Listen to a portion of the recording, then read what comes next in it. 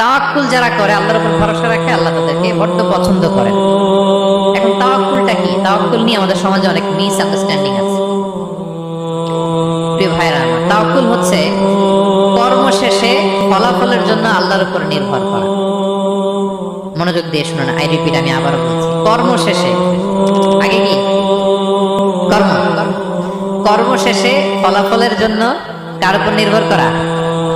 এখন আপনি কর্ম বাদ দিয়ে দিলেন, কিছু করলেন না, আর বললেন আল্লাহ ভরসা, যা করে আল্লাহ, আল্লাহ ভরসা, তাওয়াক্কাল তো আল্লাহ হয়েছে। এটা আপনার মন করা কথা হয়েছে, এটা তাওয়াক্কুল হয়নি। ইসলামী তাওয়াক্কুল হচ্ছে আপনি আপনার সাধ্যের সবটুকু করবেন, করার পরে ফলাফল কি আসবে, ফলাফল কি আমার হাতে, কার হাতে? এই জন্য আপনি আল্লাহর উপর তাওয়াক্কুল করবেন। কিন্তু কাজ বাদ দেওয়া যাবে না। অনেকে নিজেদের অপারগতা, দুর্বলতা, কর্মহীনতা আর অলসতাকে তাওয়াক্কুল বানায় ফেলছে। কাজ করতে মনে চায় না, অলসতা তাওয়াক্কুল করলাম, বলেন তো এটা তাওয়াক্কুল হয়েছে? না।